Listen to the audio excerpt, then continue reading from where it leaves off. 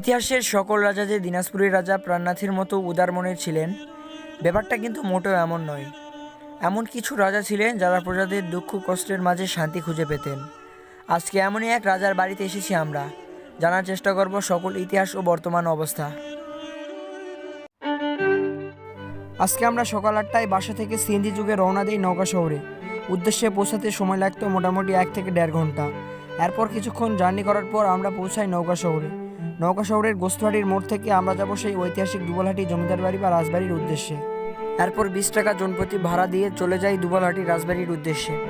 যাত্রাপথে দেখতে পাবেন গ্রাম বাংলার আসল সৌন্দর্য। চারপাশে উঁচু নিচু বিল আর মাঝখান দিয়ে গিয়েছে পিচ ঢালা সমান রাস্তা।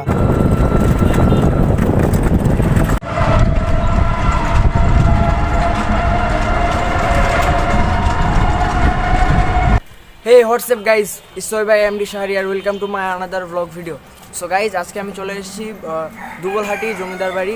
সো অনেকক্ষণ জার্নি করার পর আমরা পৌঁছে গেলাম সেই জমিদার বাড়ি। সো সামনেই রয়েছে জমিদার বাড়ি, দেখতে পাচ্ছেন এই পাশে। আমরা ঠিক বাজারকে পিছনে ফেলে আসলাম অ্যান্ড সামনে দেখা যাচ্ছে সেই দুবলহাটি। তো রাস্তা থেকে আসলাম, সো এই রাস্তা ধরে আসলে এই পাশে রয়েছে সেই জমিদার বাড়িটি। আর এখানে একটি সাইনবোর্ড দেওয়া রয়েছে জমিদার বাড়ির যে ইতিহাসগুলো হয় সেই সব ইতিহাসগুলো এখানে লেখা রয়েছে। অ্যান্ড গাইস, এটা হচ্ছে জমিদার বাড়ির সেই বাহিরের দৃশ্য। এখানে এক সময় রাজা এবং জমিদাররা চলাফেরা করত, যা কালের বিবর্তনে একদম ধ্বংসের মুখে।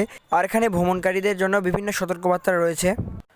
এটাই মনে হচ্ছে সেই মেন গেট, দেখা যাচ্ছে তালাবদ্ধ, তো একদম পরিত্যক্ত। সো এই দিক দিয়ে ভিতরে প্রবেশ করা সম্ভব। তো এই দিক দিয়ে মূলত দর্শনার্থীরা ভিতরে প্রবেশ করে। সো আমরা এখন ভিতরে যাই। এখন আমরা রয়েছি সেই রাজপ্রাসাদের ভিতরে এবং এখন আমরা উপরে যাব এবং উপর থেকে আপনাদেরকে দেখাবো আসলে চারপাশের দৃশ্য উপর থেকে দেখতে কেমন। এখানে আসি, দেখতে পেলাম একটা কাঁটাযুক্ত গাছ, বিষাক্ত কোনো গাছ হইতে হবে। সো আমরা একটু এই পাশ থেকে দেখাচ্ছি, দেখতে পাচ্ছেন উপর থেকে আসলে রাজবাড়িটাকে দেখতে কত সুন্দর লাগে। ও ওয়াও, এখানে একটা মিনারও রয়েছে। সো অনেক সুন্দর জায়গাটি, দেখতে পাচ্ছেন। অ্যান্ড আমরা এখন নিচে নামবো। সো দেখতে পাচ্ছেন এমন এক জায়গায় রয়েছি, দুই সাইডেই প্রায় 3 থেকে 4 তলার মতো উঁচু। অ্যান্ড এই জায়গাটি খুব ভয়ঙ্কর। সো নিচের দিকে যাই।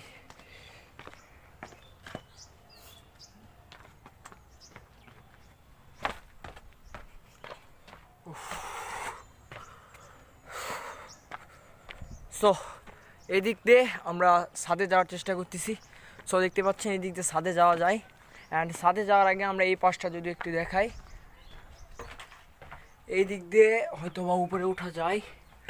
সো দেখি। ও ওয়াও, আমরা কিছুক্ষণ আগে এই পাশে রয়েছিলাম অ্যান্ড এই পাশে আসলাম।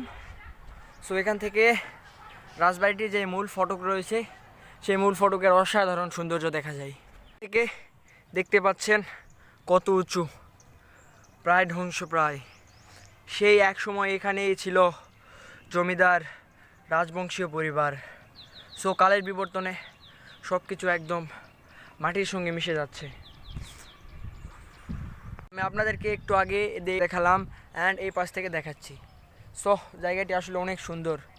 অ্যান্ড ওই পাশে দেখতে পাচ্ছেন সেই সিংহদ্বার। আর সিংহদ্বারের উপরে যেই স্থাপনাগুলোর মানে মূর্তিগুলো রয়েছে বা মানুষের আকৃতি রয়েছে সেগুলো আপনাদেরকে যদি জুম করে দেখাই, সো যে দেখতে পাচ্ছেন এখানে 2জন ব্যক্তির অবয়ব দৃশ্য তৈরি করা হয়েছে। অ্যান্ড এই পাশে যে মিনারটি রয়েছে, আমি যতটুকু শুনলাম এই মিনার থেকে নাকি এই রাজবাড়ির সবচেয়ে সুন্দর ভিউ দেখা যায়। অ্যান্ড আমরা এখানে রয়েছি। সো আমরা মিনারটিতে ওঠার চেষ্টা করব। বাংলায় জমিদারি প্রথা চালু হয় মুঘল শাসন আমলে।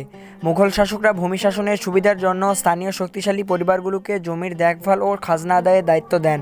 পরবর্তী ব্রিটিশ শাসন আমলে 1793 সালে পার্মানেন্ট সেটেলমেন্ট অ্যাক্ট কার্যকর হলে জমিদারি প্রথা স্থায়ী রূপ পায়। সেই সময়ে দুবলহাটির জমিদারি প্রতিষ্ঠা করেন রায়বংশীয় জমিদাররা। এই পরিবারটি ছিল উচ্চবর্ণের হিন্দু জমিদার পরিবার। সর্বপ্রথম দুবলহাটি জমিদার বাড়ি তৈরির উদ্যোগ নেন রাজা কৃষ্ণনারায়ণ নাথ। তার কোনো ছেলে না থাকায় রাজ্যের ভার পান তার নাতি হরনাথ এবং সেই জমিদার বাড়ি সাম্রাজ্যে বিশাল বিস্তার লাভ করে। জমিদার বাড়ির আশেপাশে প্রচুর পরিমাণ পুকুর খনন করা হয় সুপ্রিয় পানির জন্য। সো গাইজ, আজকের ভিডিওটা এখানে শেষ করতে হচ্ছে। তো দেখা হচ্ছে নেক্সট ভিডিওতে, ততক্ষণ পর্যন্ত ভালো থাকবেন। আল্লাহ হাফেজ।